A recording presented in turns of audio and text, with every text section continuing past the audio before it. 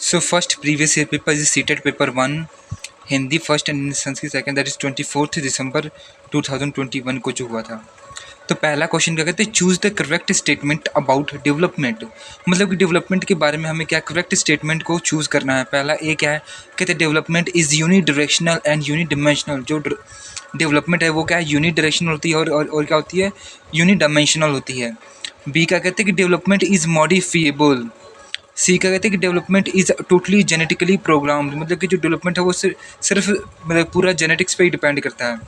D क्या है, individuals achieve developmental milestones at the same age and pace. मतलब कि हर एक इंडिविजुअल जो है वो मतलब कि हर एक एज, मतलब कि उनकी जो एज है, मतलब कि जो डेवलपमेंट जो अचीव करते हैं वो मतलब कि सबके लिए सेम है। मतलब सभी की स्पीड है, मतलब कि सभी की जो स्पीड है डेवलपमेंट को अचीव करने की क्या है वो सेम है, और मतलब कि सेम एज पे उनका होता है, मतलब कि अचीव करते हैं।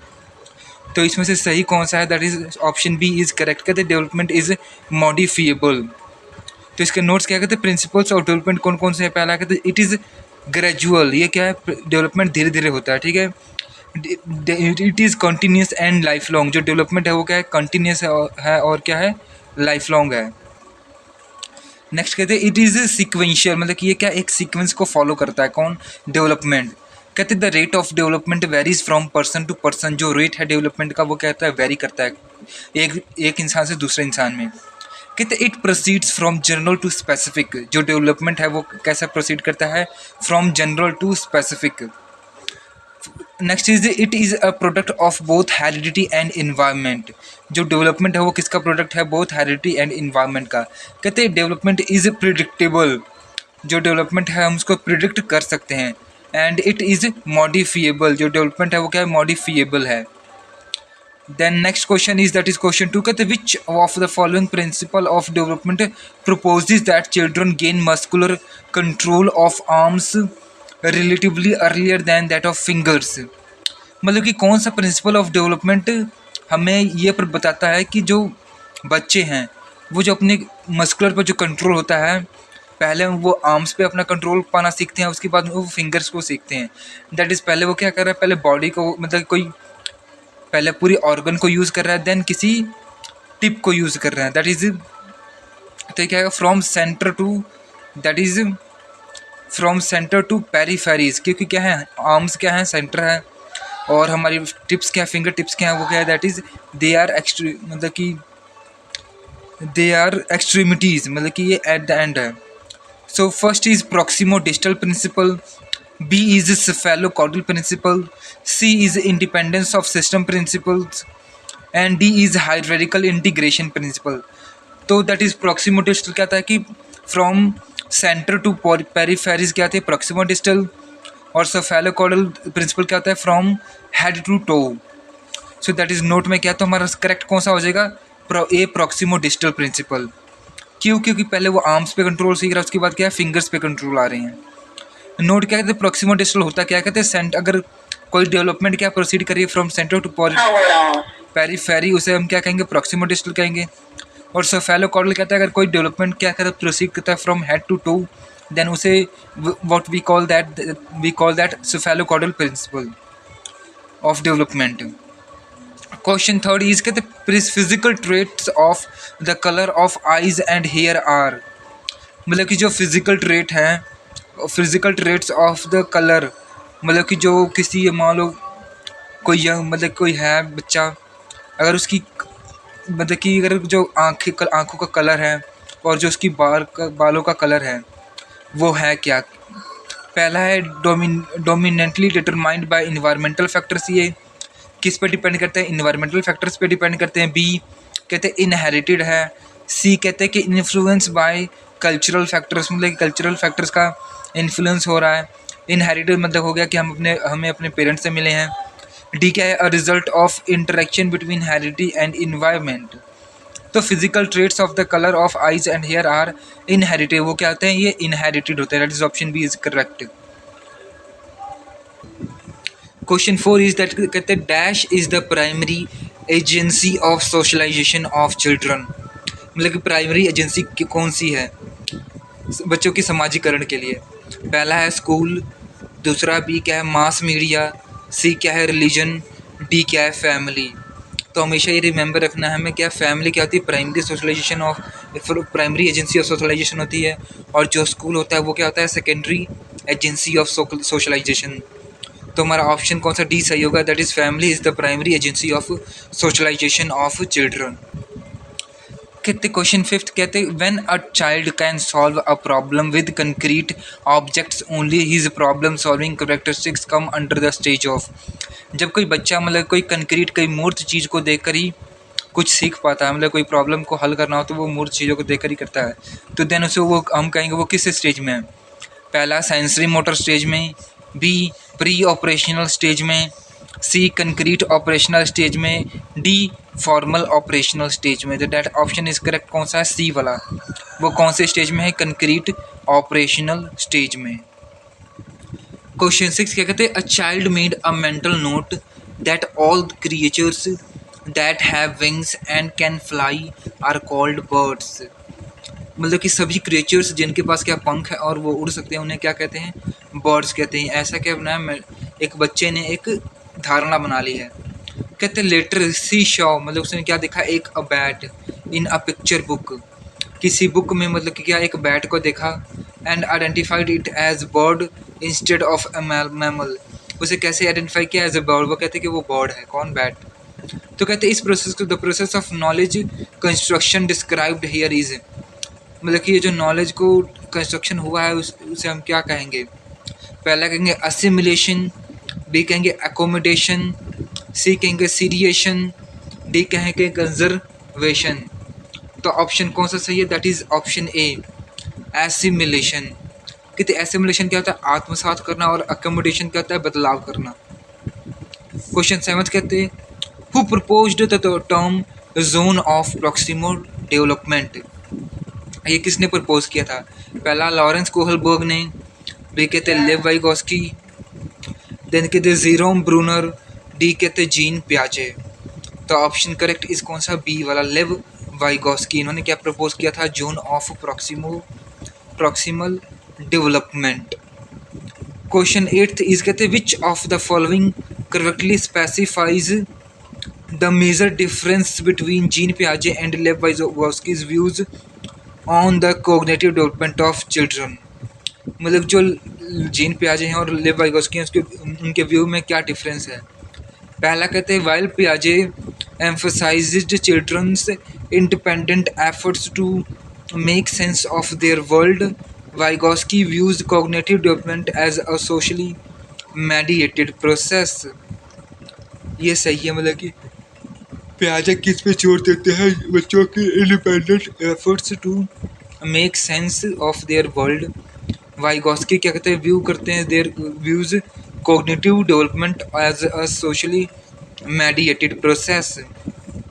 बी कहते while Piaget viewed children as an active independent beings, Vygotsky viewed children as being controlled primarily by their environment। तो वैसे तो ऑप्शन ए सही है, बाकी भी ऑप्शन देख लेते हैं। सी ऑप्शन इस कहते हैं while Piaget emphasized the importance of language in children cognitive development, Vygotsky emphasized the biological side of cognitive development।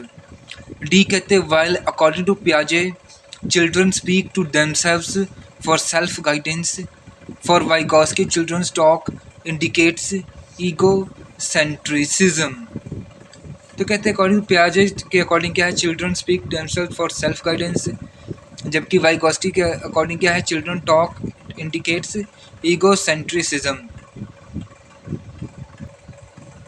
Question 9 इस कहते हैं Fatima reasons you should be honest because then your parents would be proud of you। In which stage of Lawrence Kohlberg theory of moral reasoning does Fatima come under? That is A क्या है social contract orientation, B क्या है law and order orientation, C क्या है good boy good girl orientation, and D is punishment obedience orientation। The option C is correct, that is good boy good girl orientation। Question 10 कहते हैं which of the following will help in creating a conductive learning environment in class. मतलब कौन सा help करेगा हमें क्या एक conductive environment create करने के लिए किसी क्लास में। एक कहते हैं providing equal opportunities of participation to all students. B कहते हैं making ability based rigid groups in class. C कहते हैं focusing only on higher achievers in class. D कहते हैं encouraging students to get high marks by any means. Option A is correct, that is providing equal opportunities of participation to all students. Question 11 is कहते हैं which of the following is a primary characteristics of progressive education. मतलब कि progressive education के लिए का primary characteristics क्या है। पहला कहते हैं frequent paper pencil based test to assess learning. B कहते हैं emphasis on scoring highest in the examination. C कहते हैं flexible curriculum and assessment in the classroom. And D कहते हैं frequent use of extrinsic motivators. तो correct कौन सा है, सी वाला, that is flexible curriculum and assessment in the classroom.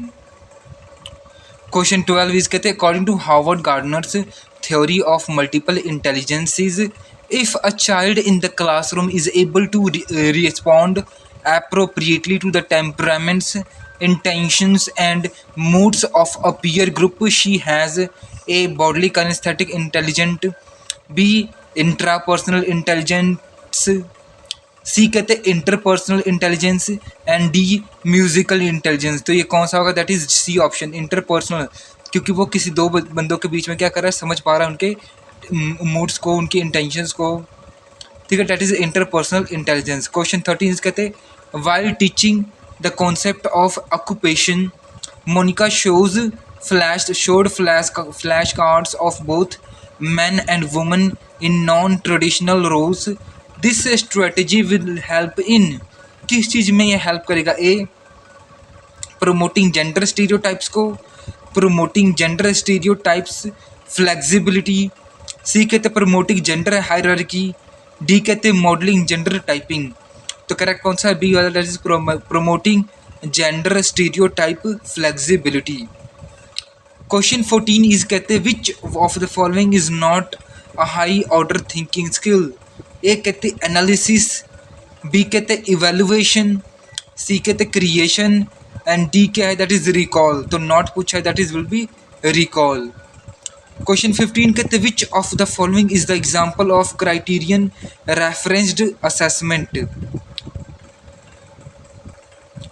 A is a test based on criterion of minimum level of learning. B, a test with the percentile as evaluation criterion. C, a test with Z scores as evaluation criterion. D, a test which gives students a rank in a class. तो D तो होगा नहीं, that is a test with Z scores, ये भी नहीं होगा। A test with the percentile as evaluation criterion, a test based on criterion of minimum level of understanding, that is option is correct. Question 16 is कहते according to the Rights of Persons with Disabilities Act 2016, the correct way to refer to a person who has limitations in intellectual functioning is mentally retarded, person with intellectual handicap, mentally handicapped, D, person with intellectual disability. Option D is correct, that is person with intellectual disability. Question 17 is कहते which of the following does not characterize inclusion. A कहते welcoming and celebrating diversity, ये तो है inclusion का। B कहते enabling children's self esteem and confidence to learn. C कहते removing physical, social and attitudinal barriers. D कहते हैं having separate school for children with hearing impairments. तो क्या है, डी जो है वो क्या है, करेक्टरिस्टिक्स नहीं है इंक्लूजन का, having separate school for children with hearing impairment. Question 18 is कहते हैं Rajan appears to be lost in his world as he avoids eye contact with others and plays alone with a feather throughout the day. Rajan's behaviour is indicating towards which of the following disorder. कहते हैं कि राजन क्या है, appear करता है to be lost in his world as he avoids eye contact with others, वो क्या कहते हैं अवॉइड करता है आई कॉन्टैक्ट को, and plays alone with feather, और पंख के साथ खेलता है पूरे दिन। Rajan behaviour is getting towards which of the following disorder, पहले कहते हैं muscular dystrophy, autism spectrum disorder, C dyscalculia, and D dysphoria. So option B is correct. That is autism spectrum disorder. ASD is a developmental disability that causes communication and behavioral changes.